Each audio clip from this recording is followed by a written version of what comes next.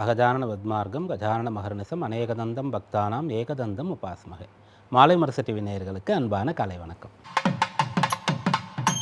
இன்று மங்களகரமான விஸ்வாவசு வருஷம் தட்சிணாயனம் ஹேமந்த ருது, மார்கழி 15 டிசம்பர் 30 செவ்வாய்க்கிழமை.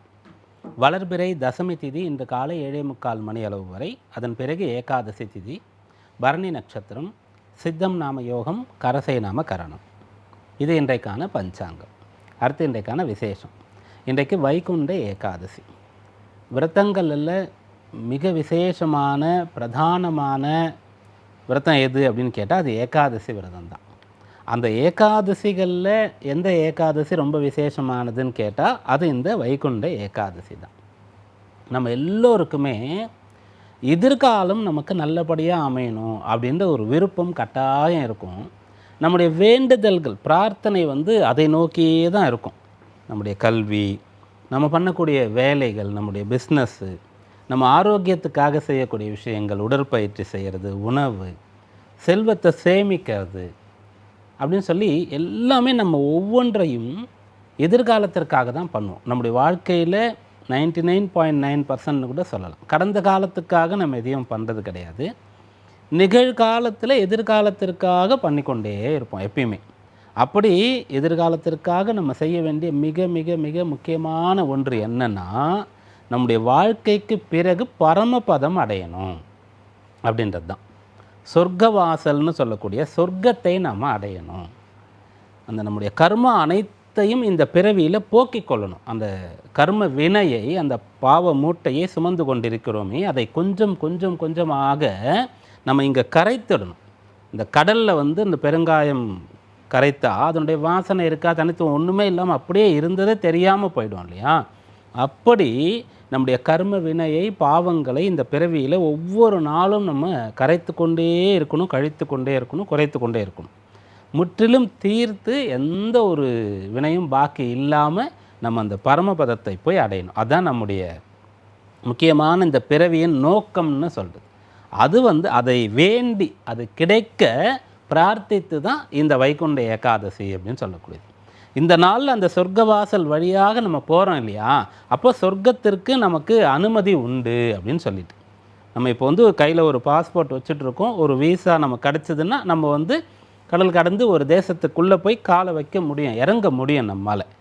நம்ம பாஸ்போர்ட் வச்சுருந்தாலும் கூட வீசா இல்லைன்னு சொன்னால் நம்மளால் இறங்க முடியாது. அந்த வீசாவை பெறுவதற்கான நாளாக இந்த நாளை எடுத்துக்கொள்ளலாம். அப்போ இந்த நாளில் போய் நம்ம அந்த பரமபத வாசலை அடைந்துட்டோம். அடைந்து இந்த நாள் முழுக்க உபவாசம் இருக்கிறோம், இரவு முழுக்க கண் விழித்து இருக்கிறோம். அப்படி இருந்து நம்ம இதெல்லாம் அடைந்தோம். அப்போ என்னென்னா, இந்த விஷயம் எதை ஞாபகப்படுத்துது, நமக்கு எதை மனதில் பதிய வைக்குது, எந்த ஒரு வைராக்கியம் கொடுக்கிறது அப்படின்னு பார்த்தா, சொர்க்கவாசலில் நம்ம போயிட்டு ரீச் ஆகிட்டோம். அந்த வழியாக நம்ம போயிட்டோம், பெருமாளை தரிசிச்சிட்டோம். அதோடு முடிஞ்சதுன்னு வச்சுருந்தா அது ஒரு நிகழ்வு, ஒரு பரவசம், ஒரு பக்தி, ஒரு திருப்தி கிடைக்கும். ஆனால் இரவு முழுக்க கண் விழிக்கணும், ஒரு நாள் முழுக்க சாப்பிடக்கூடாதுன்னா இந்த நினைவிலே இருப்போம். அப்போது இந்த சொர்க்கம் நமக்கு கிடைக்கணும், வைகுண்ட பதவி, அந்த பரமபதத்தை அடையணும்னா பாவம் செய்யாமல் இருக்கணும், பழி நமக்கு வரக்கூடாது, நியாயமான நேர்மையான ஒழுக்கமான விஷயங்கள் அனைத்தையும் கடைபிடிக்கணும்னு சொல்லி நம்முடைய மனசில் ஆழமாக ரிஜிஸ்டர் ஆகிறதுக்காகத்தான் இந்த விரதம்னு சொல்லக்கூடியது இருக்குது. அப்படியாக இதை புரிந்து கொள்ளலாம். இதற்கு நிறைய காரணங்கள் இருக்கிறது, நிறைய சாஸ்திரங்கள் இருக்கிறது, விதிமுறைகள் இருக்கிறது. அவரவர்களுடைய நிலையிலிருந்து அவரவர்கள் பார்த்து சொல்லக்கூடியது. அடியேன் எளியவன்றதுனால ரொம்ப எளிய முறையில் இதை பார்த்து அதை உங்களுக்கு தெரியப்படுத்தக்கூடிய ஒரு நிலையில் இருக்கேன். அதனால் இன்றைய நாள் இந்த வைகுண்ட வாசலை நம்ம அடையிறோம், போகிறோம், அந்த பிராப்தம் கிடைக்குது, அதற்காக நம்ம வேண்டிக் கொள்கிறோம் அப்படின்னு சொன்னால், இதன் பிறகு பாவம் செய்யக்கூடாது. இன்றோடு இது கழிந்து விட்டது. நமக்கு அந்த பரமபதம் உறுதி. பாவம் செய்கிறோன்னு சொன்னால் மறுபடியும் அதை போக்கணும் அப்படின்ற ஒரு விஷயம் இருக்கும். அப்படியாக இன்றைய நாளில் பெருமாளை மனதார நினைப்போம், வழிபடுவோம். அடுத்து இன்றைய நவகிரக நிலையை பார்க்கலாம். மிதுனத்தில் குரு, சிம்மத்தில் கேது, தனுசில் சூரியன், செவ்வாய், புதன், சுக்கிரன், கும்பத்தில் ராகு, மீனத்தில் சனி, மேஷராசியில் சந்திரன். இந்த நவகிரக நிலையை கொண்டு இன்றைக்கான ராசி பலன்களை பார்ப்போம். மேஷராசி என்பர்களே, ராசியில் சந்திரன் இருக்கார். இவர் வளர்பிறை சந்திரனாக இருக்கார். அதனால் இந்த நாள் உங்களுக்கு குதூகலமாக இருக்கும், உற்சாகமாக இருக்கும். பாக்கியஸ்தானம் வலுத்திருக்கக்கூடிய காலகட்டம் இது. ஒரு தந்தை ஒரு குழந்தையை எப்படி பார்த்து கொள்வாரோ, குழந்தை மேலே எவ்வளவு அக்கறையாக இருப்பாரோ, கண்ணும் கருத்துமாக இருந்து குழந்தையினுடைய பாதுகாப்பை உறுதி செய்வார், கல்வியை உறுதி செய்வார், எதிர்காலத்திற்காக உழைப்பார், தியாகம் பண்ணுவார். அப்படி இந்த பாக்கியஸ்தானம் வலுத்து இருக்கு. அதனால் இது ஒரு பொன்னான காலம். விரய சனி ஒரு பக்கம் இருந்தாலும், குரு 3ஆம் இடத்தில் இருந்தாலும் கூட பாக்கியஸ்தானம் வலுத்திருக்கிறது. பாக்யாதிபதி அந்த ஸ்தானத்தை பார்த்து மேலும் வலுப்படுத்துகிறார். அதனால் இது குதூகலமான நாள். நல்ல முயற்சிகளை, முக்கியமான காரியங்களை செய்யலாம், பலன் கிடைக்கும். ரிஷபராசி என்பர்களே, ராசிக்கு 12ஆம் இடத்துல சந்திரன் இருக்கார். இன்றைக்கு கொஞ்சம் பாடுபட்டு முயற்சிக்கணும், உழைக்கணும். அப்படி செய்யும்போது பலன் கிடைக்கும். இன்னொரு வழியில் கொஞ்சம் செலவு பண்ண பிறகு வரவு வரும்.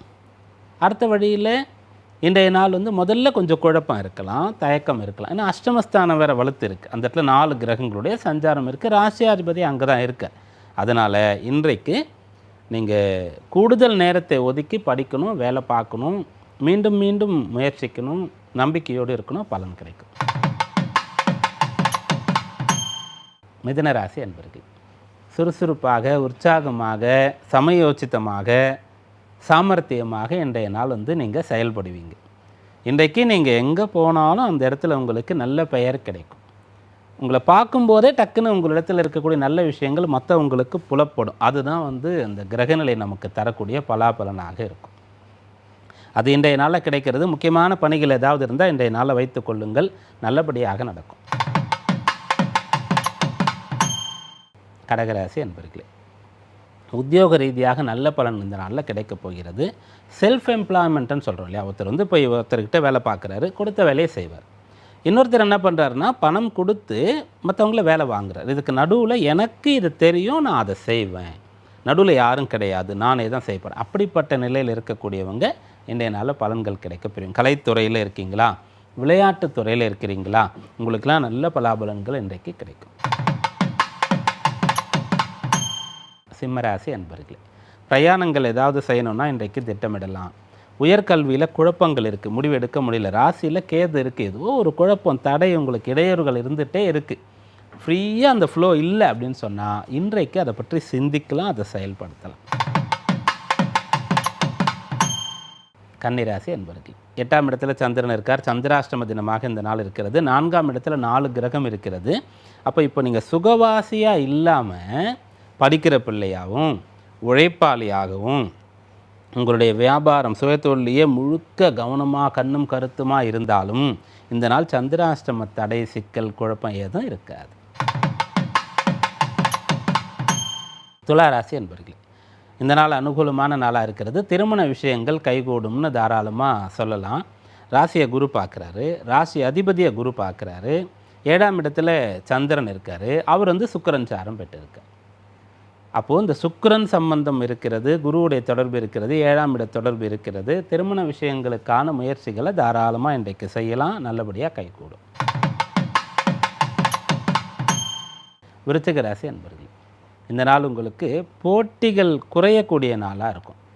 ஏதோ கடன் வாங்கிட்டீங்க, அதை பற்றி நினச்சி பயந்துட்டு இருக்கிறீங்க. 8ல் குரு இருக்கார். அப்போ பணம் சம்பந்தமாக பிரச்சனை இருக்குன்னா நீங்கள் அந்த பயத்திலேருந்து கொஞ்சம் விடுபடுவீங்க.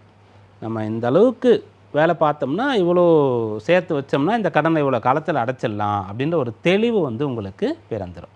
கடன் வாங்கியவர்கள் கடன் பயத்திலிருந்து விடுபடக்கூடிய அம்சம் இருக்கிறது. தனுர் ராசி என்பர்கள், இந்த நாள் உங்களுக்கு அனுகூலமான நாளாக இருக்கும். உங்களுடைய பிள்ளைகள் நினைத்து சந்தோஷப்படுவீங்க.